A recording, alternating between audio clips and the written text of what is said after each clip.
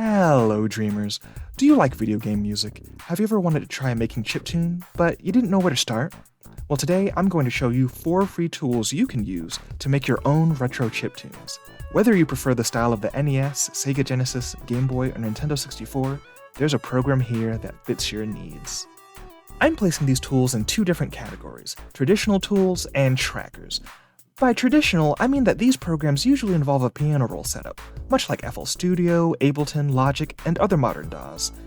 These tools are generally easier to work with and make the composition process more intuitive. Trackers are more old-fashioned and they can be a little harder to get the hang of, but they certainly have their own merits, as you'll see by the end of the video. First, we're going to look at Jummbox. Jummbox is an online music-making tool with a bunch of features. It's a mod of Beatbox, which was originally made by John Nesky. Jummbox uses a piano roll setup, which is typically easier for beginners than trackers, although it might be more accurate to call it a sequence grid. Also, there are tons of instruments and sounds to choose from. You can go for a classic 8-bit style or use more complex, more realistic sounds. The possibilities really are limitless here.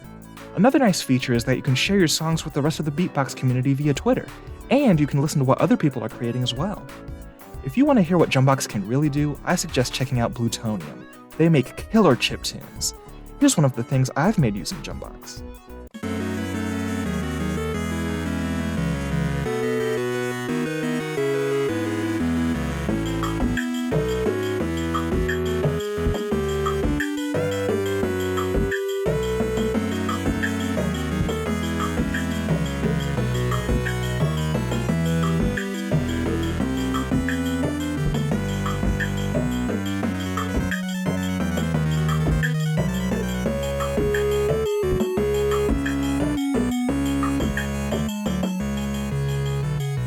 In my opinion, Jummbox is the perfect tool for beginners who want to dip their toes into the magical world of chiptune. It's incredibly versatile, and it allows you to mimic the style of many retro consoles. You can access the site at jumbus.bitbucket.io. Next up is Famitracker. This one is very popular within the chiptune community. Famitracker is an application made specifically for composing NES and Famicom music. Using trackers like this allows you to have more creative control over your music. There are many effects and options that really help you to recreate that beloved classic NES sound. However, you may need a guide to understand some aspects of the program. But don't worry, I've provided links to an in-depth description and tutorial below. Trackers can be a little daunting for some, but it's definitely worth learning how they work. In general, music made with trackers sounds more authentic and more accurately represents the capabilities of retro sound chips. However, if you're not ready for trackers quite yet, there's an easier alternative program called Famistudio. It uses piano roll, and it's free. Here's an example of something I've made in Famitracker.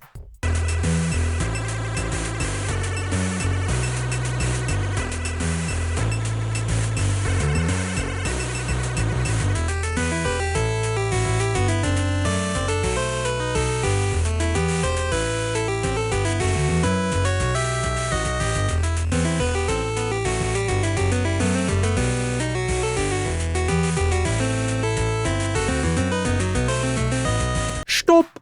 Before we finish with the last 2 tools, if you find this video to be helpful, don't forget to hit the like button. Also, be sure to subscribe and hit the notification bell so you can be one of the first to see my future videos. Now, let's move on to the next music program. Moving on to number 3, we have Genny. Genny is a VST plugin made for creating Sega Genesis music. You can use it in your DAW of choice, whether that's FL Studio, Logic, Cakewalk, etc. Music for the Sega Genesis is unique compared to other systems because it uses FM synthesis. This is one of the main reasons why Sonic music is so iconic. Genny also comes with preset synth patches and samples from classic Sega games, such as Battletoads, Earthworm Jim, and of course, Sonic the Hedgehog. However, these patches and samples are kind of an illegal gray area.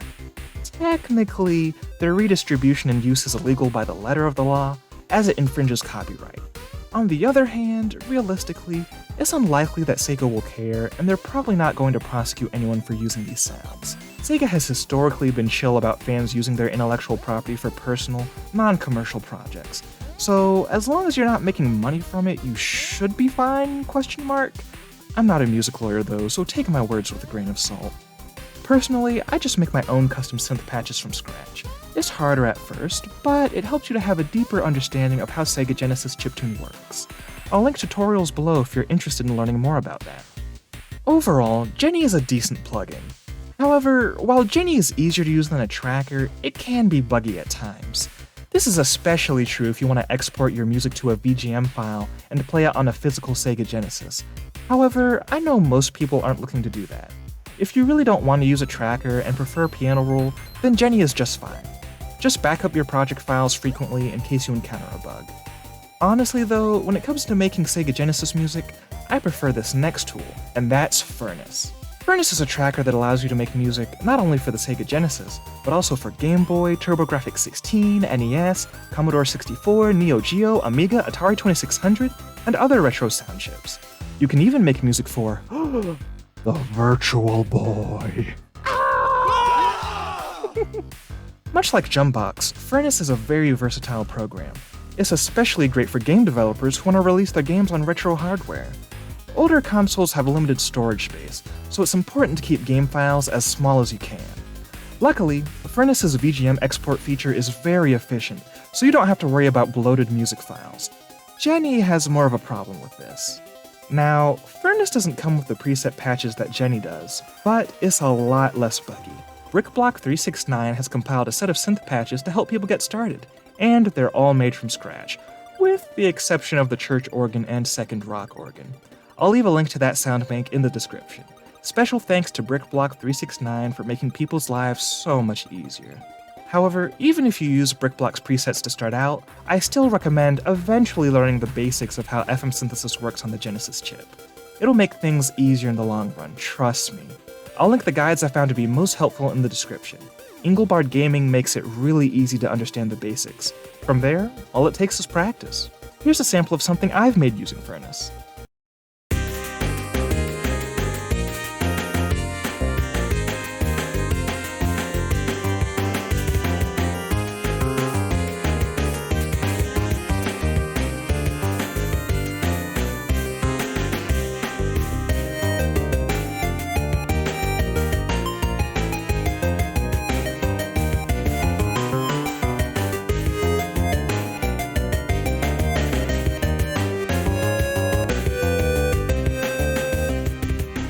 And there you have it.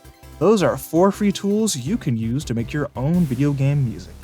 If any of these programs piqued your interest, go ahead and give it a try. If you end up making something neat, be sure to share it with me on Twitter. I'd love to hear what you come up with. That's all for now. Goodbye, and remember, if you can dream it, you can do it. You can do it. I believe in you. See you in the next video. Blooper time. It's a mod of Beatbox, which was a Ouija board. It was a Ouija board. A wedgie board. Fool. You can share your songs with the rest of the Beatbox community. Ooh. With the rest of the gang. They can hear me. They're always listening. Always watching. Listening through the fence. This is especially true if you want to export your music to a I prefer this next tool, and that's Ferna. So it's important to keep game files as smile as you can. Be sure to keep those game files smiling.